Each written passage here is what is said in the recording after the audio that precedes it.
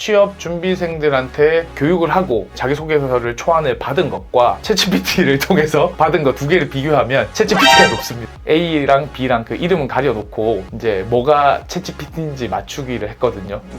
챗GPT가 쓴 거를 사람이 썼다고 하고 사람이 쓴 거를 챗GPT가 썼다고 했어요.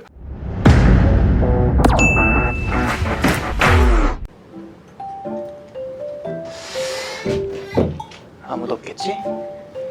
아휴, 사무실에서 자소서 쓰기에는 좀 묻지 보인다. 드디어 써야겠다.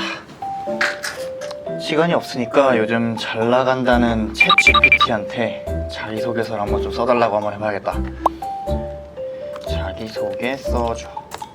아니, 누가 지 소개할래? 아니, 너 소개 말고 이직할 건데 내 자기소개 써달라고. 사무직 격리로 이직하고 싶은데 알맞게 자기소개 써줘.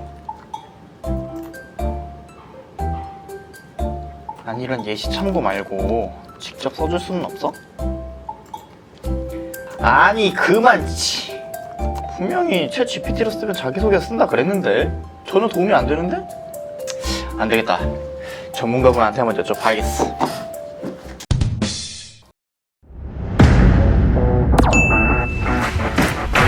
AI 하면 요즘 또 빼어나올 수 없는 게 챗 GPT인 것 같아요. 네.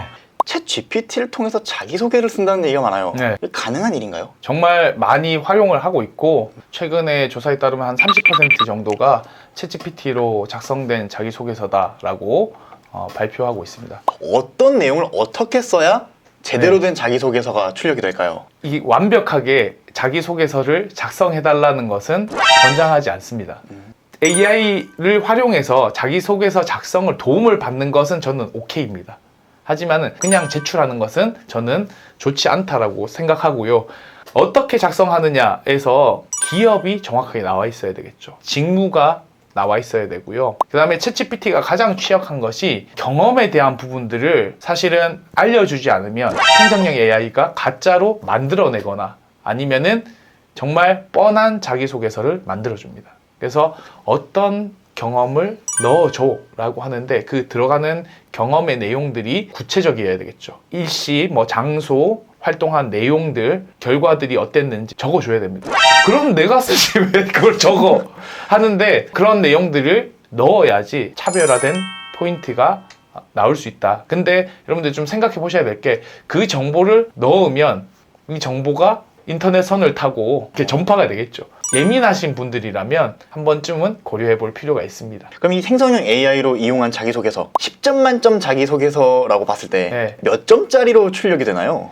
7점입니다. 7점. 7점. 네. 생각보다 높은 점수의 자기소개서네요. 네. 제가 최근에 그 취업 준비생들한테 교육을 하고 그다음에 자기소개서를 초안을 받은 것과 챗GPT를 통해서 받은 거 두 개를 비교하면 챗GPT가 높습니다. 네, 훨씬 더 작성을 잘하고요. 그만큼 빠르게 작성을 해주고 잘 작성을 하기 때문에 그 초안을 활용해서 여러분들이 보완, 발전시킨다면 90점짜리, 100점짜리를 만들 수 있겠죠. 이 3점에 포함되어 있는 감점 요소들. 구체적인 경험, 그러니까 그 사람에게 정확하게 맞는 경험들이 제시되어 있냐라는 부분들이 가장 감점 포인트고요. 작성된 내용들을 보면 어색하거나 딱딱하거나 뭔가 흐름에 맞지 않는 표현들이 섞여 있습니다. 발전하면서 그런 부분들이 줄어들고 있긴 하지만 어색한 부분들이 있어요. 그런 부분들을 찾아서 정확한 표현 그리고 맞는 표현으로 고쳐주셔야 되겠죠. 그 다음에 마지막으로 이제 답변의 길이라든지 양에 관련된 건데 너무 지나치게 길게 작성될 수도 있고 또 짧게 작성될 수도 있습니다. 면접 예상 질문까지도 뽑을 수 있다라는 얘기를 또 들어본 것 같아요. 네네. 최근에 그 국내에서 많이 사용하고 있는 리튼이라는 프로그램을 보면 그 안에 면접 예상 질문을 뽑을 수 있는 툴들이 개발이 되어 있습니다. 그래서 기업명이라든지 지원 직무, 본인의 경험, 그 다음에 이런 것들을 쭉 넣으면 자동으로 이제 생성을 해줍니다. 자기소개서 내용까지 붙여 넣으면 생성을 해줘요. 그래서 그게 직무 면접도 되고 인성 면접도 되고 그냥 범용 질문들도 생성이 되겠고요. 그 다음에 자기소개서를 챗GPT에 넣어서 여기에 나올 법한 질문들을 뽑아줘 하면 뽑아줍니다. 근데 여러분들 문제는 뭐냐? 그 안에 있는 정보들이 개인정보에 속할 수 있잖아요.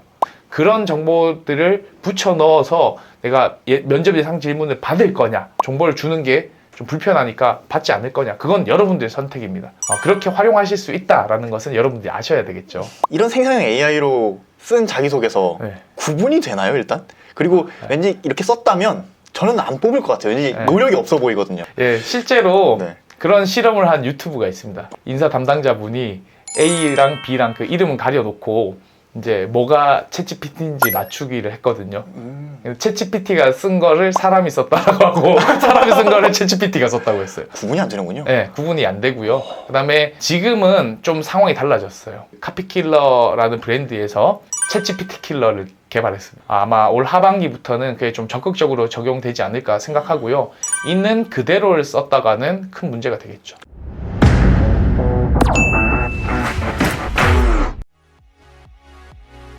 취업 트렌드 교육을 하면서 가장 많이 이야기하고 있는 것이 최근 추세의 변화입니다. 마이크로소프트에서 그런 업무의 변화 행태를 이렇게 조사한 결과를 발표를 했었는데요. 마이크로소프트 365를 사용하고 있는 기업들에게 어떻게 활용하고 있는지 그 사용 빈도를 조사해 보니까 창작 툴, PPT, 워드, 엑셀 이런 것과 같이 창작 툴을 활용하는 비율이 높냐, 아니면은 커뮤니케이션 툴, 팀즈, 채팅, 미팅 이런 것들이 있죠. 이메일 서비스. 이 둘 중에 창작 툴, 커뮤니케이션 툴 뭘 더 많이 사용할 것 같아요? 직장인들이. 창작 툴을 너무 많이 쓰잖아요. 네. 엑셀이나 이런. 근데 미국에서 되게 인류 기업들은 커뮤니케이션 툴을 더 많이 씁니다. 이게 앞으로 우리에게 닥쳐올 미래의 변화죠. 그러면 어떻게 생각하셔야 되겠습니까? 직무하는 직무새들이 많습니다. 네. 내년쯤 되면 이런 직무의 중요성보다는 소프트 스킬이나 커뮤니케이션 스킬들이 더 필요해질 거고, 그런 변화들을 촉발시키는 것은 바로 생성형 AI입니다. 생성형 AI와도 소통을 해야 되고, 직장 동료랑도 소통을 해야 되고, 상사랑도 소통을 해야 되고, 클라이언트와 소통해야 돼요. 결국은 해당 분야의 전문성도 당연히 갖추고 있어야 되겠지만 커뮤니케이션, 소프트 스킬이 앞으로 점차 중요해질 거기 때문에 태도적인 측면, 행동의 진정성 이런 것들을 많이 볼 수밖에 없다. 그래서 올해 취업 준비를 한다면 당연히 직무 중심 채용을 하겠지만 점차 앞으로 미래를 생각하면서 이 영상을 보시는 분들은 나의 그런 소프트 스킬이나 태도적인 측면들 많이 고려하셔서 준비하시면 더 도움이 될 것 같습니다.